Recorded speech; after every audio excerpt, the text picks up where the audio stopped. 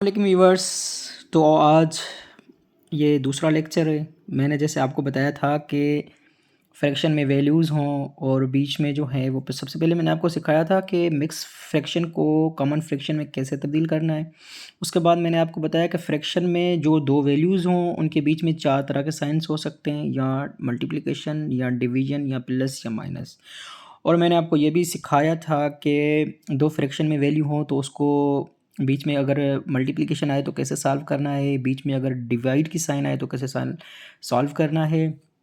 और आज मैं आपको सिखाऊंगा कि अगर दो वैल्यूज़ हों बीच में प्लस या माइनस हो तो ये मैंने आपको बताया था पिछले लेक्चर में कि उसमें जो है वो बीच में एलसीएम, जब दो वैल्यू फ्रैक्शन में हो बीच में प्लस हो या माइनस हो तो उसकी एलसीएम निकलती है। तो एलसीएम किसको कहते हैं? Least common multiplier. मैं आपको बताऊंगा कि एलसीएम कैसे निकालते हैं। तो आज मैं आपको लेक्चर 2 में एलसीएम निकालना सिखाऊंगा ताकि कभी भी आपके सामने ऐसे दो फ्रैक्शन में वैल्यूज़ हों, बीच में प्लस हो या माइनस हो, तो आप आराम से उसकी एलसीएम करके और आप उसको सॉल्व कर सकें। तो जैसे 1/2 प्लस 3/4 इस तरह का अगर वैल्यू हो, चाहे बीच में प्लस हो चाहे बीच में माइनस हो, दो वैल्यू फ्रैक्शन में हैं, तो अब इसकी निकलेगी एलसीएम। एलसीएम कैसे निकलेंगे? नीचे वाले जो दो वैल्यू हों 2 और 4 है तो इसको हम क्या करेंगे, पहले लिखेंगे 2 फिर 4, फिर क्या करेंगे कम से कम जो है 2 का हम इस पर लगाएंगे तो पहाड़ा, तो 2 का 2 पे 1, 4 पे 2 का 2 दो दफ़ा, फिर 2 का 1 सेम और 2 पे 2 का 1, तो यहाँ पे 2 और 2 2 2 4 2 2 4, ठीक है। तो इसमें हमने क्या किया, 1/2 प्लस 3/4, दो फ्रैक्शन में वैल्यू बीच में प्लस की साइन। तो हम क्या करेंगे, सबसे पहले इसकी एलसीएम निकालेंगे। एलसीएम कैसे निकालेंगे? 2 और 4 इसके फैक्टर निकालेंगे। 2 और 4 लिखा हमने, तो 2 पे 2 का सबसे जो हम देखेंगे इस पे कौन सा जो है वो टेबल लग रहा है, तो सबसे छोटा जो है वो 2 वाला है तो 2 पे लगाएंगे, एक 2 पे एक दफ़ा, 4 पे दो दफ़ा, दोनों पे लग रहा है। फिर 2 का लगाया तो एक सेम, 4 2 पे 2 का एक दफ़ा, फिर क्या करेंगे कि 2 इंटू 2 4 हो गए। तो इसकी एलसीएम क्या निकली? इसकी एलसीएम निकली, यहाँ पे हम लिखेंगे इसका एलसीएम निकली 4। 4 लिख ली हमने। अब हम क्या करेंगे कि 2 जो है नीचे वाला, 2 4 को कितनी मरतबा डिवाइड कर रहा है? एक टू 2 2 टू द 4, दो दफ़ा डिवाइड कर रहा है।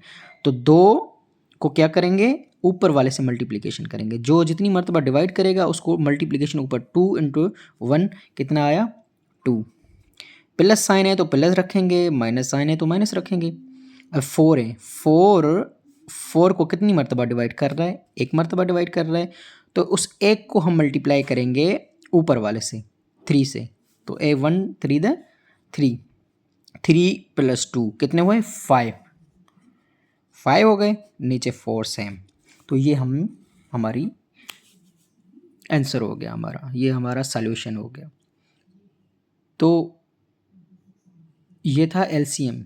अब मैं आपको एलसीएम का एक दूसरा तरीका सिखाऊंगा कि जब भी अगर आपको इस तरह का क्वेश्चन मिले कि उनके दो फ्रैक्शन में वैल्यू हो और बीच में प्लस हो या माइनस हो, पर उसका जो नीचे वाला डिनोमिनेटर है वो सेम हो, तो उसकी एलसीएम कैसे निकालेंगे? जब भी आपको इस तरह का कोई क्वेश्चन मिले, फ्रैक्शन में वैल्यू हो, प्लस हो या माइनस हो, नीचे वाला वैल्यू अगर सेम है तो हम नीचे वाली वैल्यू को हमेशा सेम रख के ऊपर वालों को प्लस कर देंगे।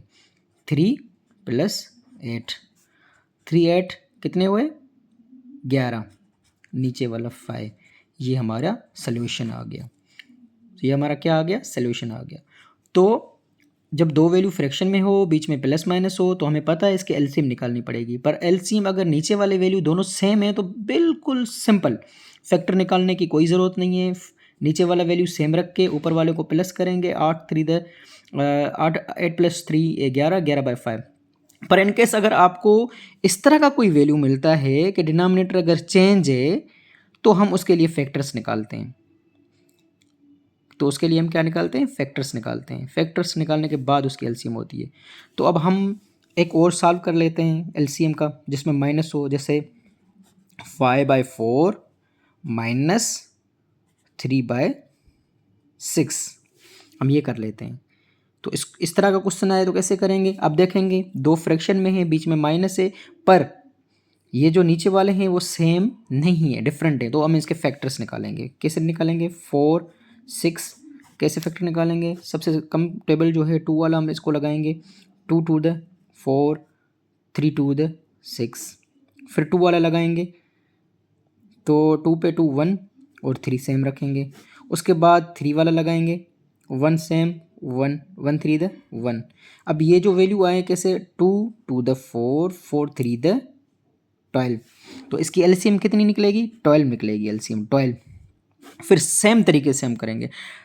12 को 4 से 4 डिवाइड करेंगे तो 3 दफ़ा, 3 को ऊपर 5 से मल्टीप्लाई करेंगे, 15 माइनस सेम। 6 12 को कितनी मरतबा?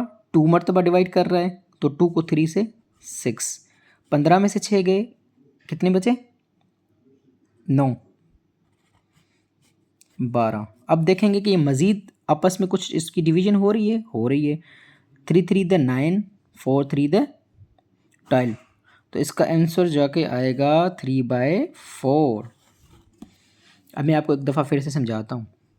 देखें, अगर इस दो फ्रैक्शन में वैल्यू हो, बीच में माइनस हो या प्लस हो, हमें सीधा पता है कि इसकी एलसीएम होगी। एलसीएम कैसे होगी? अगर नीचे वाले सेम वैल्यू होते तो सेम रख के ऊपर वालों को माइनस करते, पर ये मुख्तलिफ है तो इसके फैक्टर्स निकालेंगे। फैक्टर्स कैसे निकालेंगे? 4 6 के फैक्टर्स निकालेंगे। तो ऐसा हम वे करेंगे, सिलेक्ट करेंगे कि ताकि दोनों को लग जाए।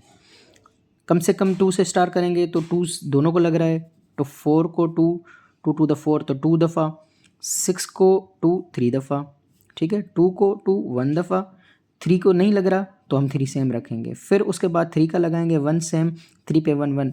तो जो भी ये फैक्टर्स है इसको हम आपस में मल्टीप्लिकेशन करेंगे। 2 टू द 4, 4 3 द 12, 12 रखेंगे। फिर मैंने आपको तरीका बताया है कि जो भी एलसीएम आई ना, तो ये जो नीचे वाले वैल्यू उससे डिवाइड करेंगे। तो नीचे कितना है? 4, 4 को 12 से डिवाइड करेंगे, कितने आए? 3। जो भी जवाब आएगा ऊपर वाले से मल्टीप्लिकेशन करेंगे। तो 3 5 द 15, माइनस है तो माइनस, प्लस है तो प्लस, इधर माइनस है तो माइनस रखेंगे। 6 12 को कितनी मरतबा डिवाइड कर रहा है? 2 दफ़ा डिवाइड कर रहा है। तो 2 को मल्टीप्लाई करेंगे 3 से, 2 3 द 6। अब मैं दोनों को माइनस किया हमने, 15 में से 6 गए, 9 12 सेम।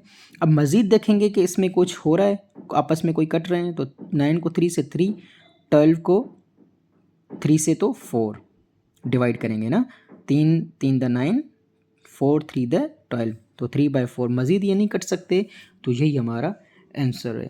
तो ये थी हमारी एलसीएम। इस तरह के जब भी आपको कोई क्वेश्चंस मिलें जिसमें फ्रैक्शन में वैल्यू दिए गए हों, बीच में मल्टीप्लिकेशन हो, डिवीजन हो, प्लस हो, माइनस हो, तो आप इस तरह के क्वेश्चंस को आराम से सॉल्व कर सकते हैं।